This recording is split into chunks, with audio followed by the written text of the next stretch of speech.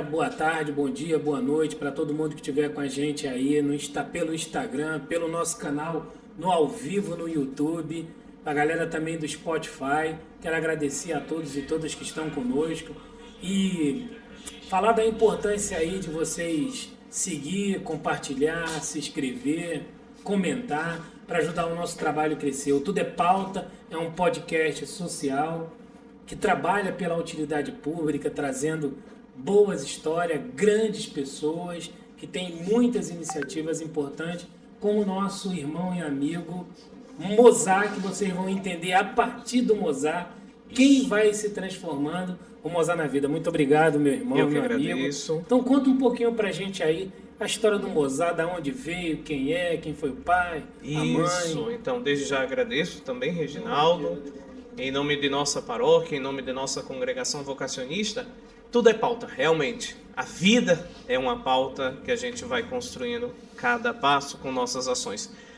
Falar da minha vida pessoal, um Mozart que veio lá do interior da Bahia, de Vitória da Conquista, um jovem simples, de uma comunidade simples, que muitas vezes criado foi na zona rural, depois com as qualidades de vida, as oportunidades que foram dadas ao meu pai e à minha mãe, migramos para a cidade, né? Nossa realidade inicial é ali, na zona rural, onde o café na época estava em Vitória da Conquista, mas morávamos no Capinal, entre Itambé e Vitória da Conquista. O interior de Vitória. O interior de Vitória da Conquista.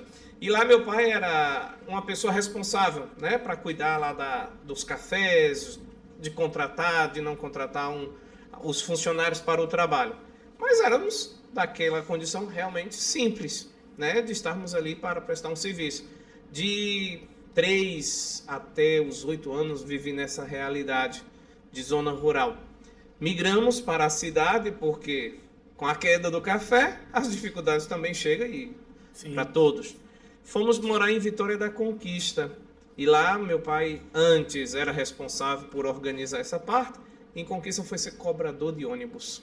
Olha, né? Prestar um serviço naquele tempo de cobrador de ônibus, mas de forma noturna, porque não tinha condições, já estava a grade cheia dos motoristas do diurno, foi para o noturno.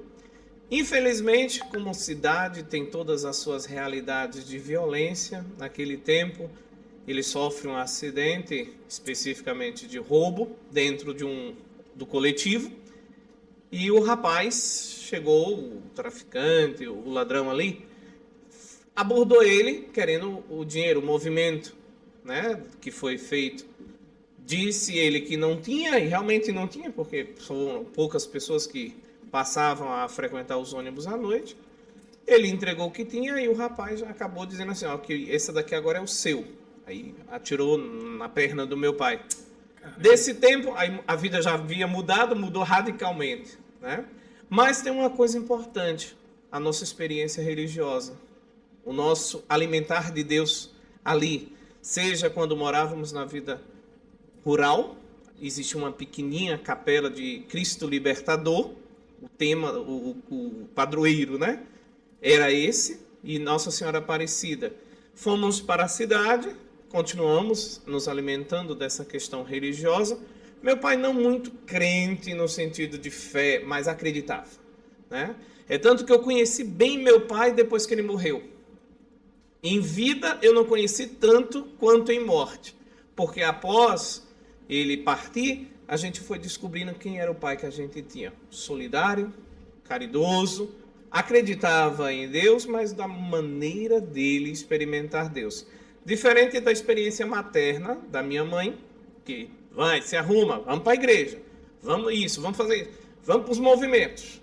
Uma mãe mais assim assídua, mais firme, mais determinada também. Determinada na educação, determinada no ensino religioso, determinada para que a gente pudesse viver nas condições que a gente tinha, a melhor forma. Não fui criado, melhor dizendo, eu e minha irmã, não fomos criados em escolas particulares, sempre em escolas públicas, vivendo ali a realidade do ensino da época. Nunca desvalorizei um momento sequer nem eu e nem minha irmã, porque meu pai dizia: eu não tive estudo, mas só você vocês vai ter. dois? Éramos somente os dois. Eu não tive estudo, mas vocês têm que estudarem. Eu não deixo vocês trabalharem, mas vocês vão ter que estudarem. Por quê? Ele acreditava.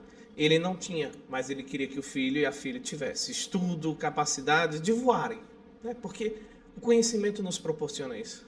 De voar, de acreditar que podemos mais, de transformar. Se meu pai era só um gerente de fazenda, depois cobrador de ônibus, ele queria que o filho e a filha tivessem outras oportunidades.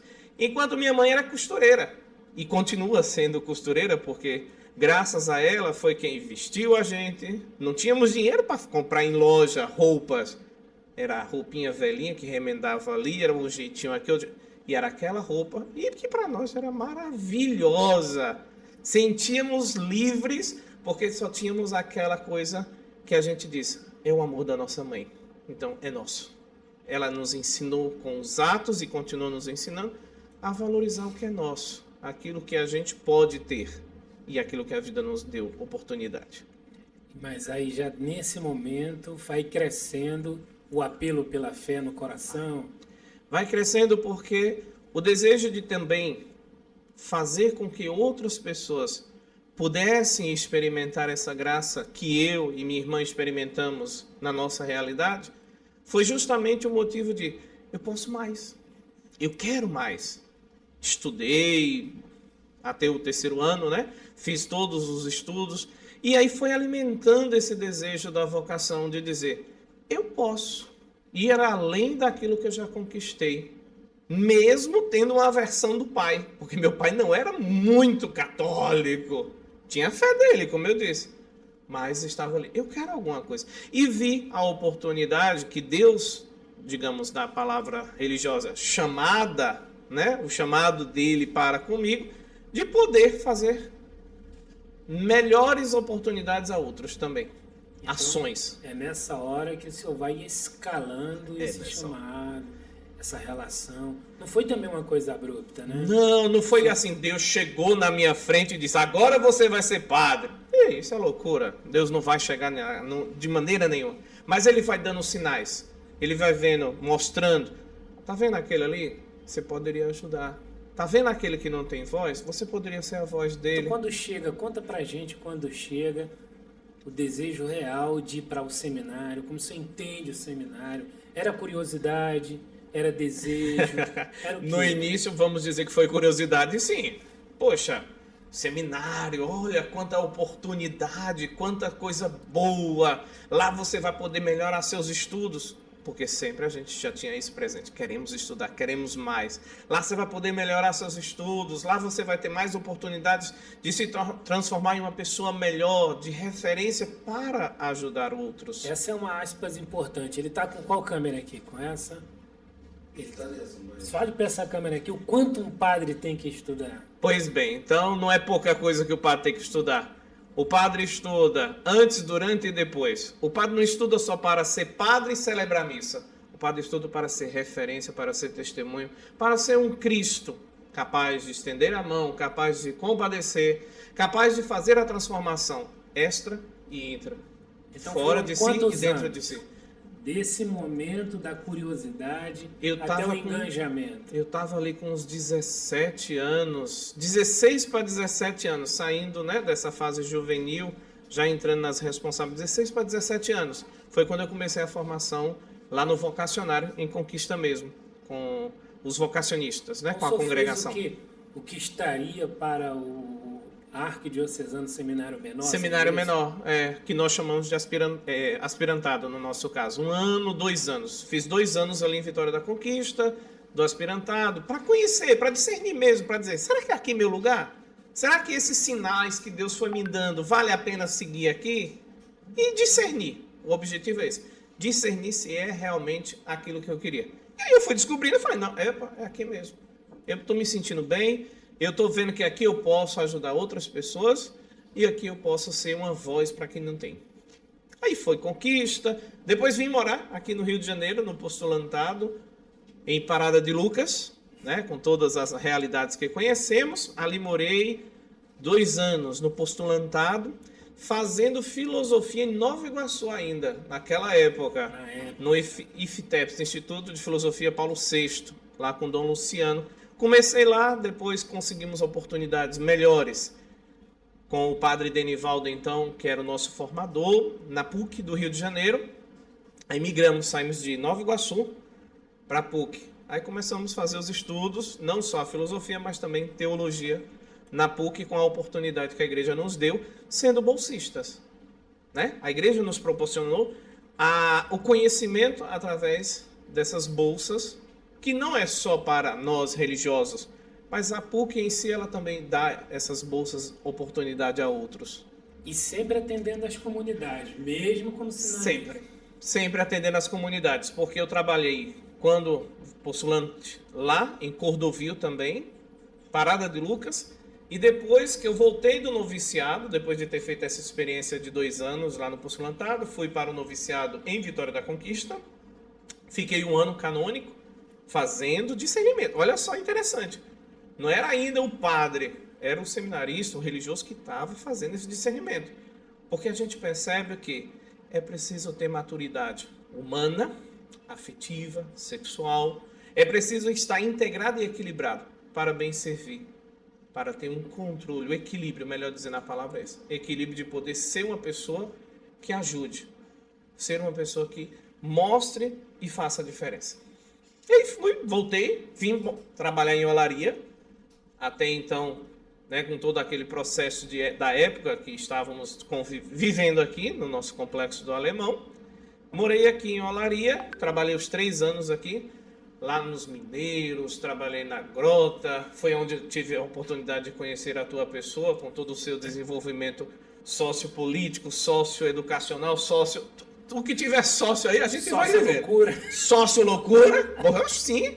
É porque a gente dá a cara a tapa, então a gente tem que ser um pouco louco e santo. É verdade. Porque o santo verdadeiro não é aquele que fica só rezando, mas aquele que desafia o sistema.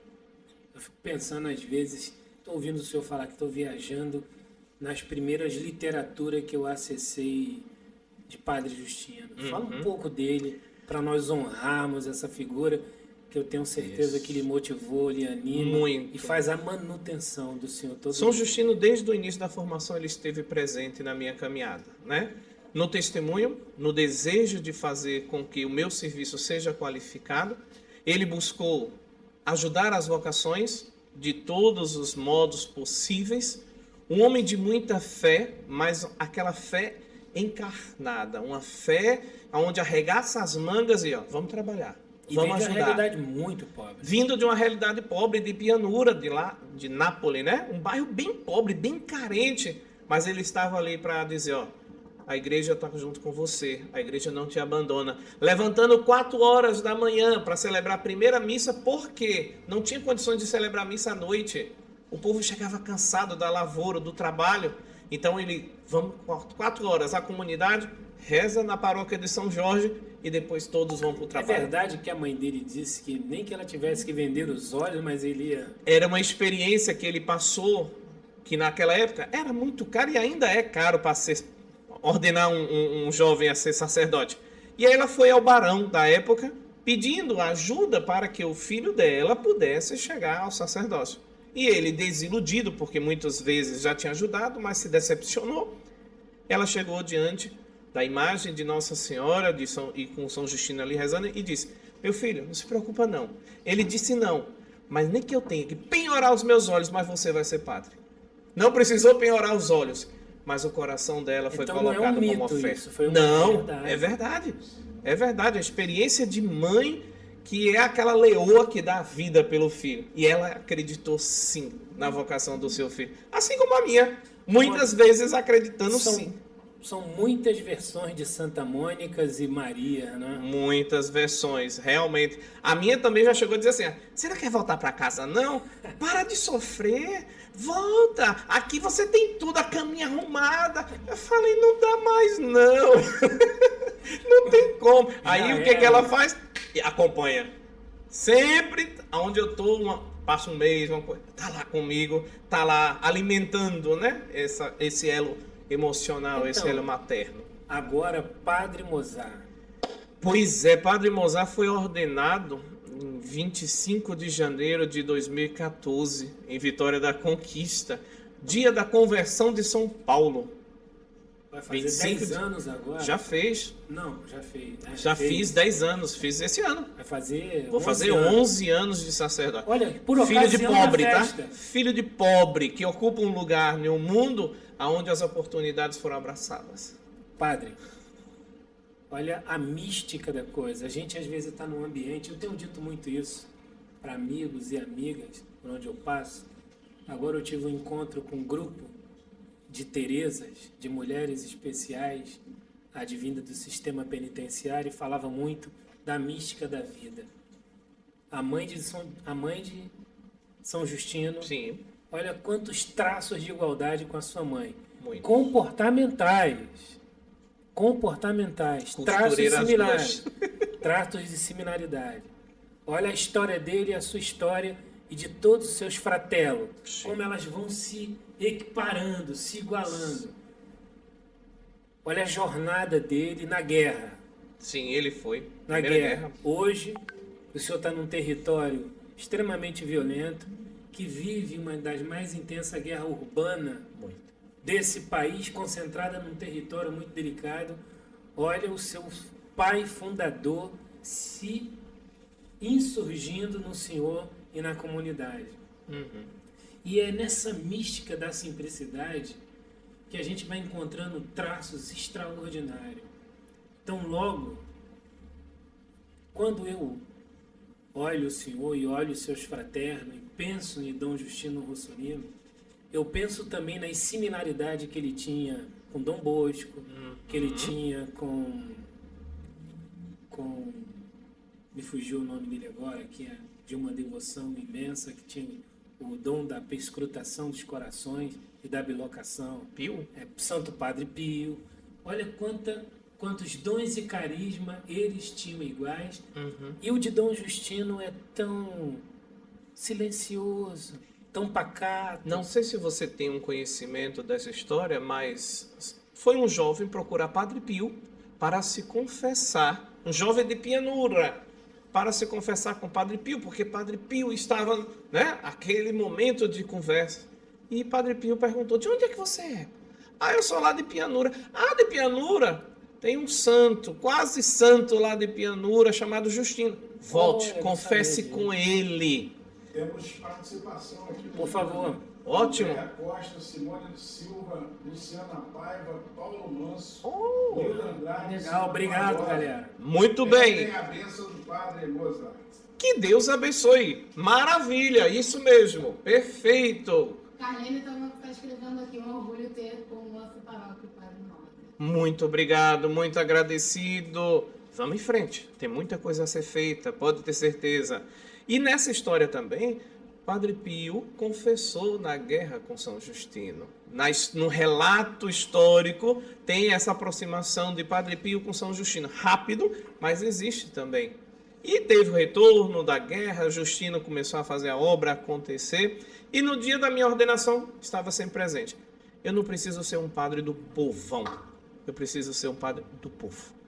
O povo simples, humilde, que levanta cedo, que tem suas necessidades. E uma característica minha, sempre, não é de agora, desde quando eu passei pelo Campo do Brito, que eu vivi 7 anos e meio lá como sacerdote, detalhe, de 25 comunidades, viu? 24 capelas e uma matriz para Sozinho? tomar conta. Não, mas um padre de 75 anos. Sozinho. Mas trabalhava ali e fiz o que Deus me permitiu fazer junto com esse irmão, em nome, né, do melhor que a gente poderia, sendo humano, tratando o outro com respeito, vivendo a realidade, porque Campo do Brito é interior, é agreste de E Sergipe. como só fazia para se deslocar entre essas 25 comunidades? No domingo e no sábado, marcava a primeira missa em uma comunidade e ia seguindo o roteiro até chegar no último e voltar para casa e descansar. Nossa. Mas eu digo, não era cansaço, era prazer em poder estar servindo o povo. Era um prazer porque aquela comunidade, o povo simples, padre, você só sai daqui depois que você comer minha galinhada. Eu falei, não tem problema, não tem problema. Ah, o senhor hoje vai comer um cuscuz temperado, que era cheio de coisa. Não tem problema, a gente... 25 casas, padre. Ninguém dá conta. Calma, mas não era tudo 25 no domingo só. Tinha sábado, domingo, então a gente tinha um tempo, tinha que se organizar. E outra coisa, o povo sergipano, seja o povo de... É um povo tão simples que se você falar, eu não quero, isso é uma ofensa. É uma ofensa porque ele está dando o melhor para você. É Deus que está entrando na casa dele através da sua pessoa. Então, ele se sentia maravilhado em dar um copo de água. Ai, padre. E outra, a forma que eu conseguia agradecer do meu modo era ir aonde eles estavam. Ah, padre, eu não vou poder dar atenção ao senhor hoje não, porque eu estou na lavoura. Ah, tá. Aonde é mesmo? Vamos lá. Mas o senhor vai fazer o que lá? Eu falei, eu vou lá. Eu quero ver sua realidade, eu quero conhecer. Não, mas o padre nunca esteve. Eu falei, mas não tem problema, eu estou aqui hoje. Ou seja, sentir no povo a realidade deles. E garanto, Reginaldo, nunca faltava uma missa. Nunca faltava. O ofertório não era dinheiro, não. Era o fruto da terra que o carro do padre voltava cheio. Como igualzinho aqueles filmes? Igualzinho mesmo. Mas era uma satisfação que isso me dava tanta força, e ainda me dá, porque marca a minha história, de dizer como é gostoso fazer o que eu fiz e continuar fazendo.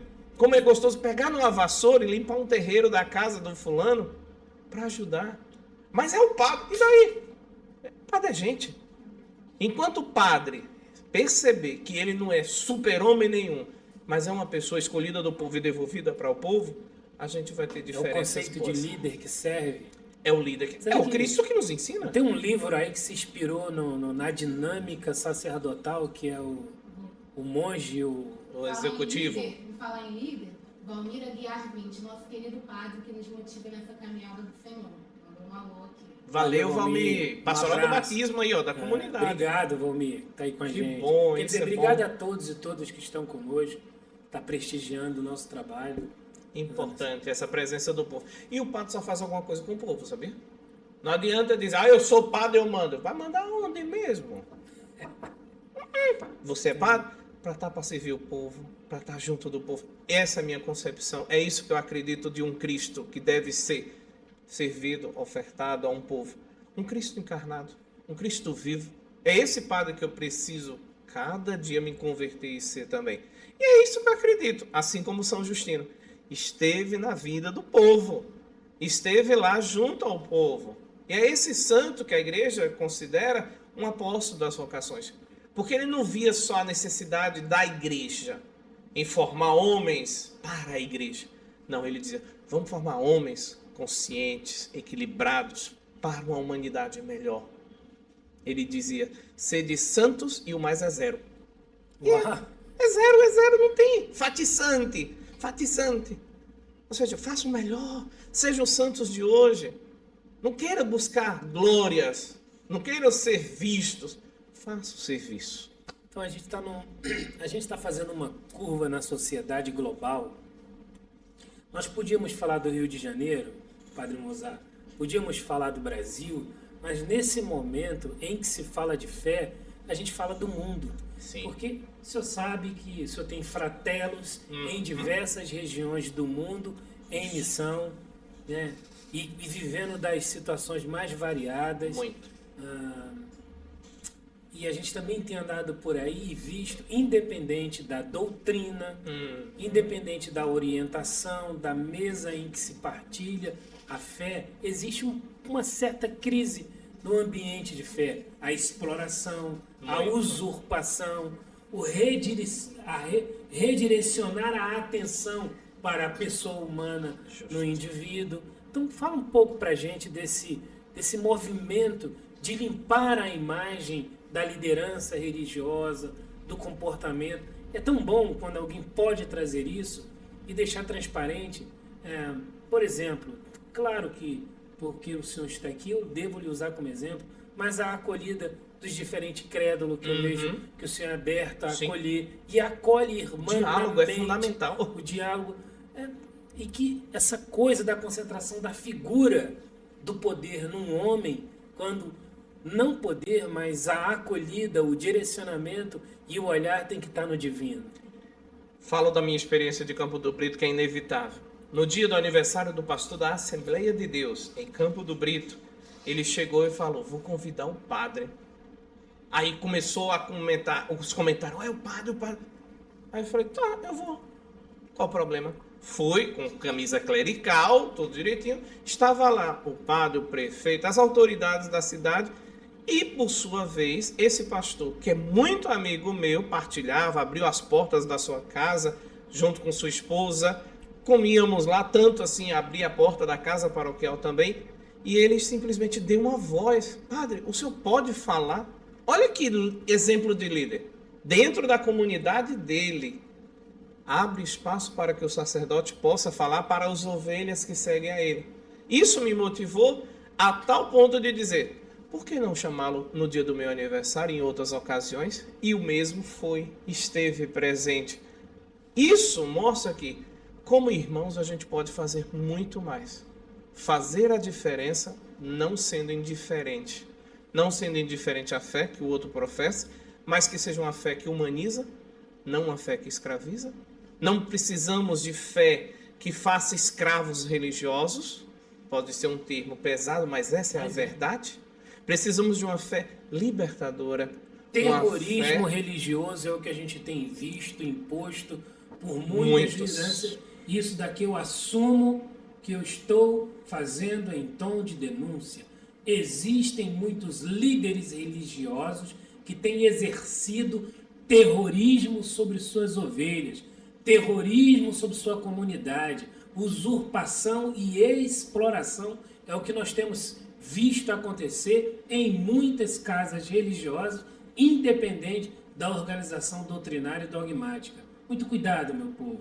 Abra os olhos, abra os olhos. Mais participação aqui, ó. Lúcia Santos, Andréa Valéria, Simone Barbosa, Ilma Araújo, dão os parabéns pelo programa, pelo podcast. Obrigado. Pro Reginaldo. Muito bem. Segue a gente aí, se inscreve e compartilha. Isso. Querem a bênção do padre. Muito bem, Deus abençoe. Que maravilha, perfeito. Continue conosco. Padre, você falou da sua formação em teologia na PUC. Conta um pouquinho pra gente como é que essa formação mais acadêmica te contribui pra... A Carol é da PUC, por isso que ela está é uma defesa em causa própria. Não se preocupa não, que eu voltei a ser filho da PUC também, fazendo psicologia agora. Então, novamente estou lá naquela casa maravilhosa de ensino.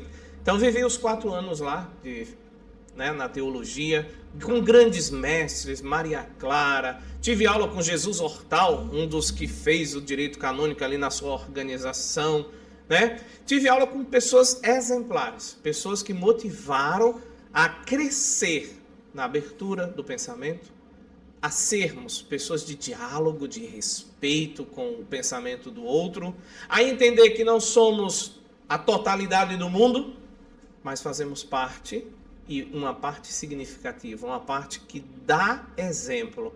E é para isso que a teologia serve. Abrir a mente e entender que nesta centralidade de Deus é aquele que te convida a colaborar com Ele na construção de um mundo melhor. Parece utópico, mas não é.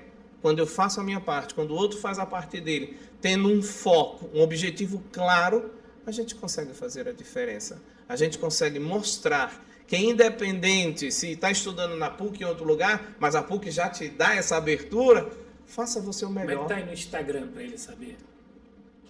Estamos agora com 30 e pouquinho, já bateu 50, o pessoal não trouxe também. Vamos acompanhando, amor. Vamos Tem acompanhando alguma o povo. pergunta aí para ele? No Instagram aqui, mas por enquanto não. Tem uma outra, padre. Sim. Vamos falar um pouquinho de intolerância religiosa?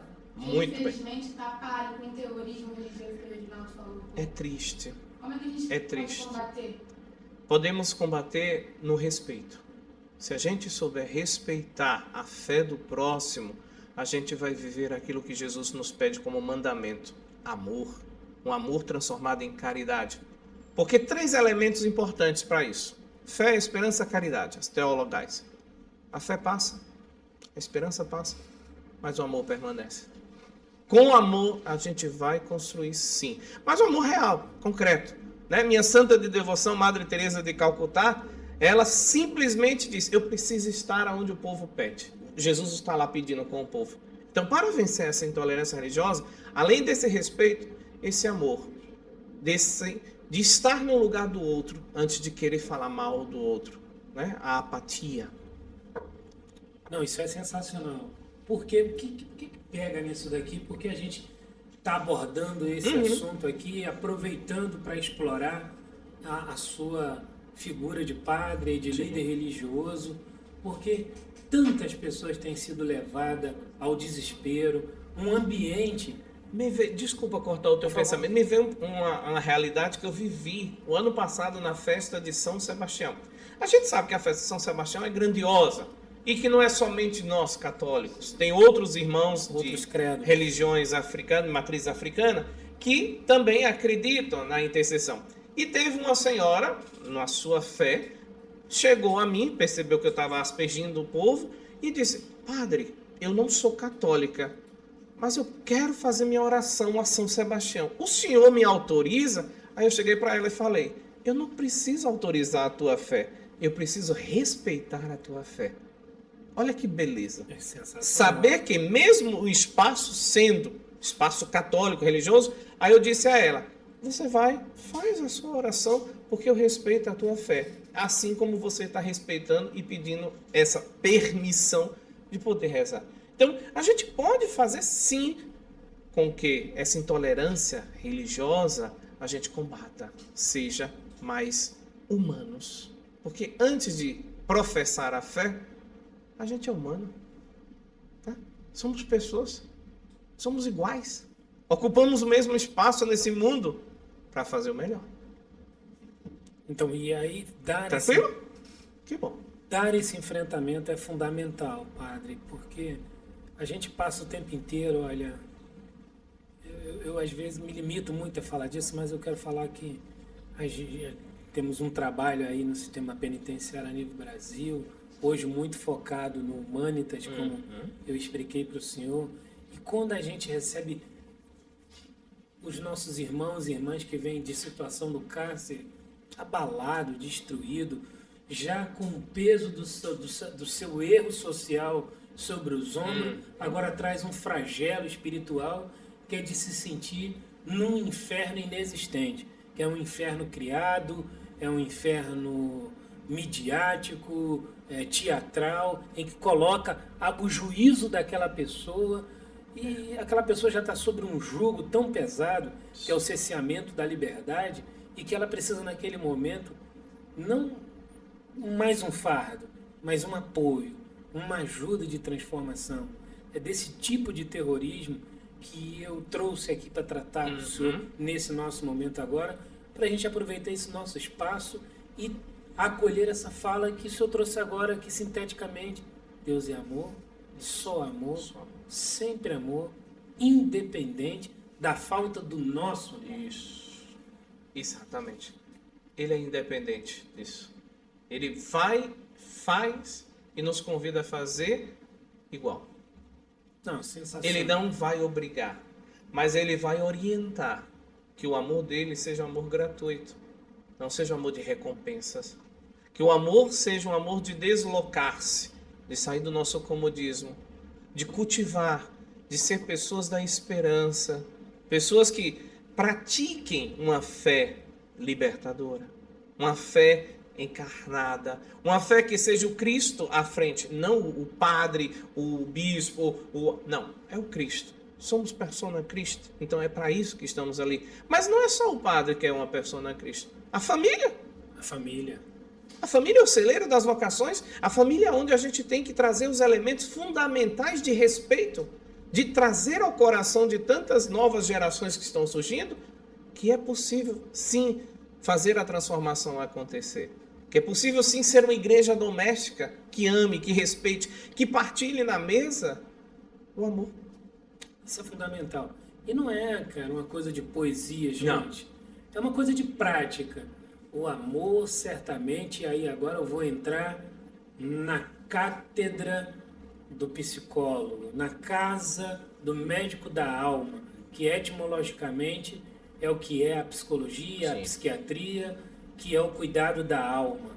Né? Nada poderia aproximar mais numa hora dessa a sua jornada, da sua solicitude na juventude pela fé, o desenvolvimento dela na sua mais tenra juventude, o estabelecimento dela na sua maturidade e agora, no pleno exercício das funções, o senhor se encontrar numa cátedra tão importante e premente para a sociedade humana como a psicologia. E como equilibra agora o padre e o psicólogo? O padre sentiu necessidade de conhecimento. A gente sempre tem necessidade. No meu caso mesmo, eu tenho uma sede incontrolável de querer conhecer mais. Alguns casos Foi o foram confessionário que gerou essa tentação, não, né? Também colaborou, né? Algumas confissões, algumas orientações, nesse tempo de 10 anos de ministro ordenado, também como religioso, eu percebi, eu posso me qualificar mais. Não que o sacerdote não seja qualificado, mas eu senti uma necessidade porque as urgências que o mundo estava trazendo a mim, eu estava ficando sem resposta. O elemento espiritual é bom, é fundamental, ok, mas as demandas que estavam chegando necessitavam de algo mais. E eu encontrei esse algo mais no campo da psicologia, nessa necessidade de curar não só as almas, mas todo o corpo, todo o equilíbrio humano que estava chegando como dificuldades, né, como desafios. E ali eu fui para a psicologia, já estou há 3 anos fazendo essa cadeira lá na PUC, buscando esse conhecimento, e ao mesmo tempo a comunidade já está sendo favorecida, porque a visão na parte das homilias, na parte dos aconselhamentos, na parte também das confissões... Eu diria então que o confessionário ganha um salto qualitativo com a contribuição da ciência psicológica? Ganha, porque os elementos que muitas vezes trazem os fiéis, né, o ser humano ali, achando que é questão de pecado, nem sempre é. Mas é uma questão de conhecimento, de se conhecer, de buscar, integrar. Porque existe uma tríade na psicologia: bio, psico, social.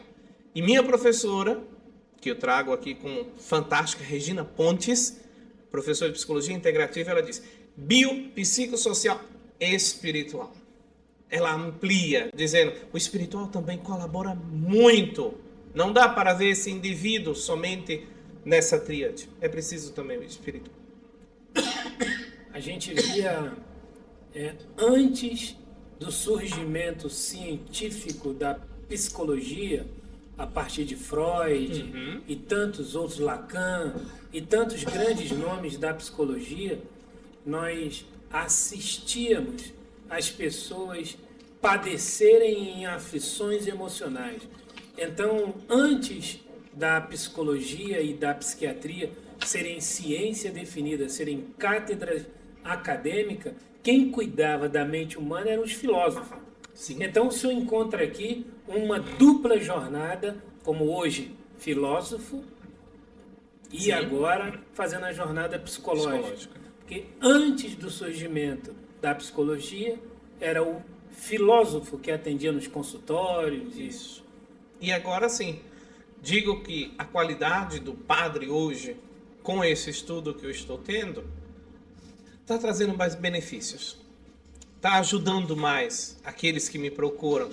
Gostaria muito de trazer outros, mas eu também sou limitado. Também tenho minhas dificuldades, que busco conhecimento, busco trabalhar, busco viver o processo de encontro.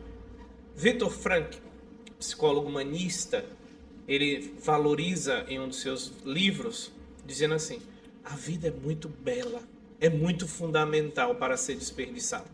Quem diz isso? Um homem que passou por 3 campos de concentração. Viktor Frankl.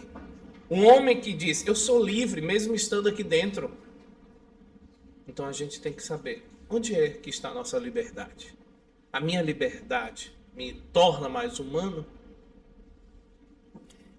São histórias, Viktor Frankl, é sensacional. Aí a gente vai percebendo que a fé e a determinação por tê-la de maneira desintoxicada, né? Longe do campo do terrorismo, Isso. mas da simplicidade que ela nos impõe, nos traz.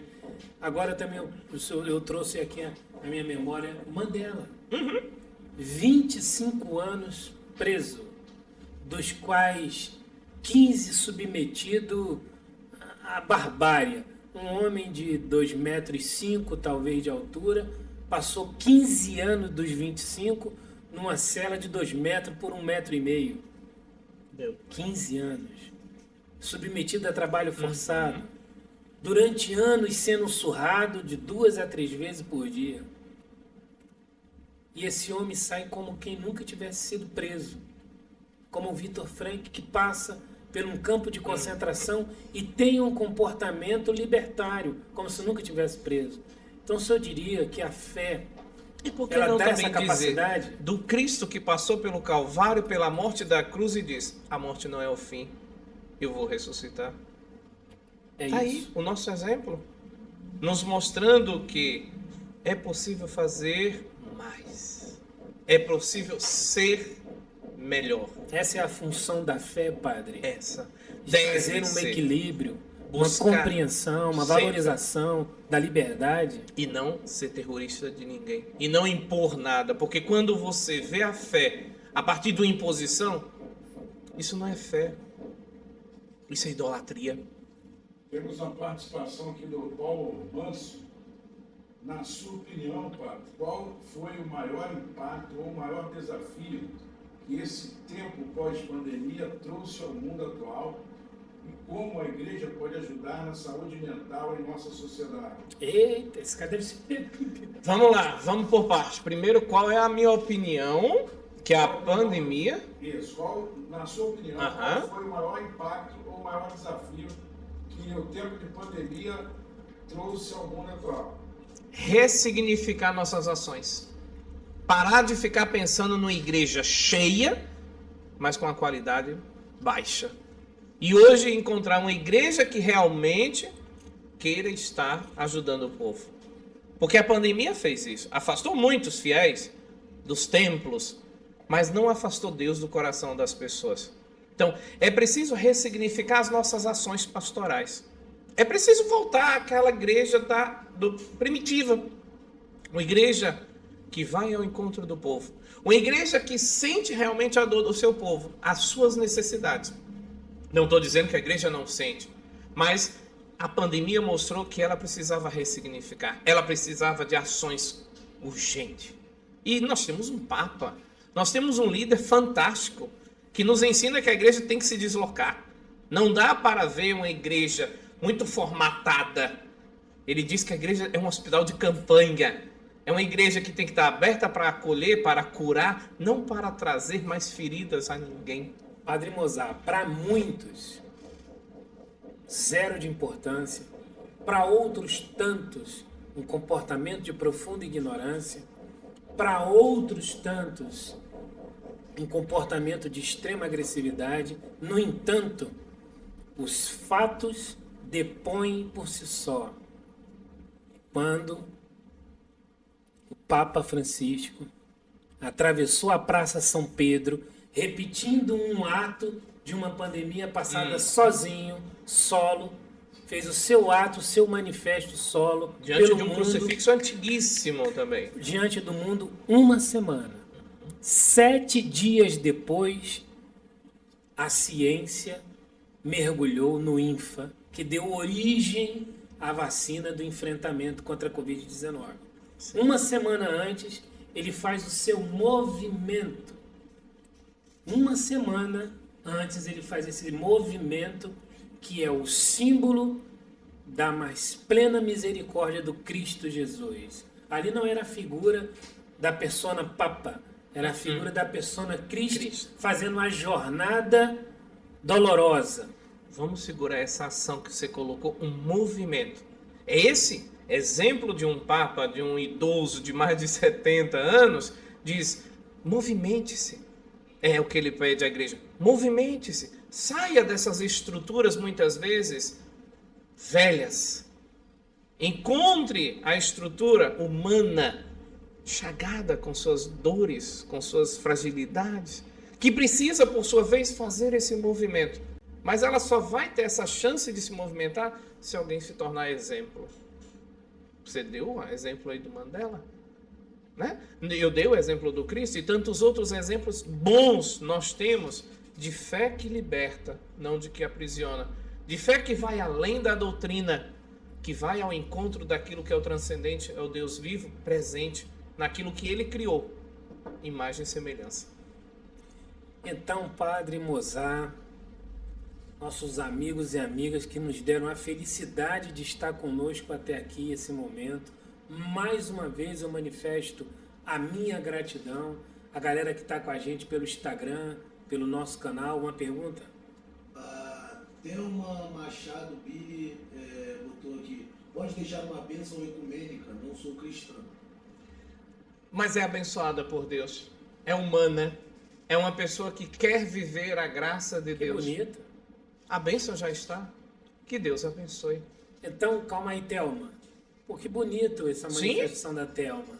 Sensacional, galera. Obrigado. Ela já mostra esse movimento, né, de buscar, de estar com e viver aquilo que é maior do que a fé. É o Deus.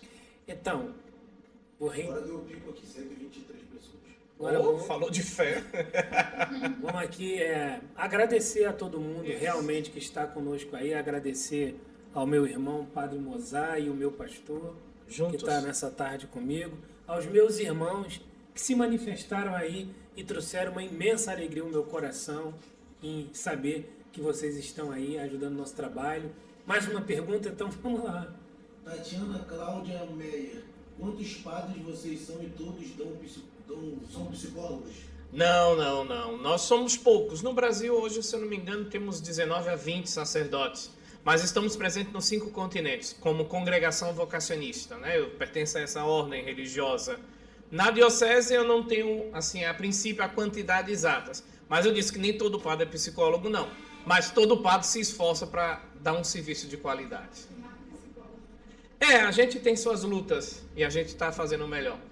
Porque eu percebi essa necessidade, tá? Eu percebi que eu precisava me Mais qualificar um aí. mais. A galera esperou o final, viu, pai? Vixe, Vamos lá. vamos Fala lá. um pouco da sua congregação, Juliana Rodrigues Moreira.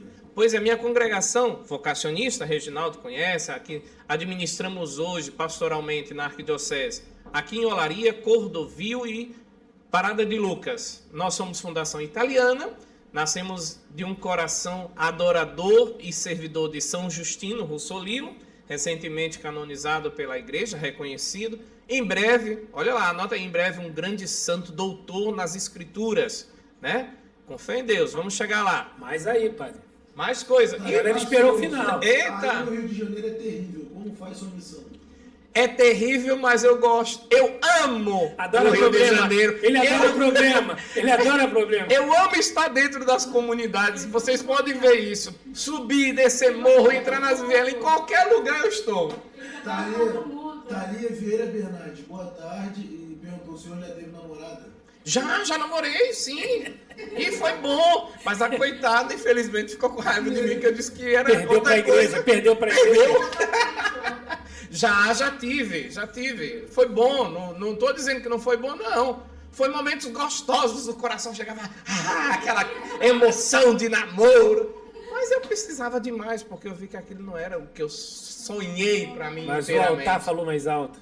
O altar, o sacrifício. Bonita essa expressão. O sacerdote do altar, o sacerdote do sacrifício, de fazer com que o Cristo seja o alimento Tem mais de uma um aí, ó. multidão. Eita! Mariana Rodrigues, que bom que ama nosso RJ. Como você equilibra o psicólogo do padre? O psicólogo do padre, boa meio doido, ele é meio pergunta. doido. Mas a gente vai se conhecendo. O padre não se conhece por inteiro. E equilibrar é dizer, eu quero me conhecer, eu estou aberto, eu não sou perfeito, eu tenho minhas limitações e também busco ajuda, por que não? Por que não? Thalita Andressa, dá pra ir à igreja sem ser casado e participar das coisas? Por que não? Opa, O essa sacramento você vai amadurecer com o tempo. Dá para ir à igreja? Sim, porque você não está indo para a igreja para buscar o sacramento. Primeiro você está indo à igreja para fazer experiência com Deus. Não quer dizer que qualquer pessoa pode. Sim, pode sim. Independente. Eu volto a dizer, a igreja é um hospital em campanha. Todos somos E chamados quando a chegar lá, viverem. não vai passar por nenhum terrorismo. Não vai e nem deve, porque se passar por terrorismo, eu seria o primeiro a sair. Tata Souza botou gostei da resposta. Ah, que bom. Ótimo. É porque se a gente acabou de falar, Reginaldo, do terrorismo religioso que nós vivemos, ainda mais nessa cidade grande que nós estamos aqui. E a igreja católica, eu faço parte dela, eu sou igreja católica, praticar esse terrorismo, a gente já deixou Cristo então de lado há muito tempo. Porque Cristo acolheu Zaqueu, cobrador de impostos, né? Mateus, cobrador de impostos. Acolheu Pedro, pescador. E tantos outros exemplos que não vou aqui falar de palavra nesse sentido. Só a Tata botou também, amo a região apesar das dificuldades, Tata Souza. Isso aí, Tata. Vamos valorizar. Juntos, né, Reginaldo? Juntos a gente pode fazer a diferença. Vamos nosso Rio de Janeiro. Isso. Podemos fazer. Amamos. A gente está num movimento aí, galera. Ó. Nós estamos num movimento todos pelo Rio. Isso. Tem uma galera trabalhando nos bastidores, avidamente. Então, eu quero deixar aqui também meu abraço para a galera do Instituto 12, deixar aqui meu abraço para a galera da Arca, deixar aqui meu abraço para a galera da Investe Favela, para a galera da CUFA, deixar um abraço aqui para todo mundo que tem trabalhado em prol do Rio de Janeiro, pelo Rio de Janeiro, tantas instituições sociais nas favelas, no asfalto, as federações de favela da cidade, do estado, tem um movimento no Rio de Janeiro que não ganha mídia, mas a galera tem trabalhado muito pela nossa cidade e pelo nosso estado, então aqui o nosso abraço. E agora de verdade, pessoal, se contenham. Nesse momento final, nesse rito final, vai aqui pela terceira vez a minha gratidão por todos e todas que estão conosco. Segue a gente, se inscreve no nosso canal, curte, comenta, compartilha, ajuda o nosso trabalho a crescer, a ter cada dia pessoas melhores, trazendo a nossa história aqui. Nós não temos patrocínio, o nosso trabalho é aqui de formiguinha e assim, com os nossos irmãos e amigos. Mais uma pergunta? E então, padre, a gente tem a nossa pequena audiência aqui, mas tem tanta gente sofrida.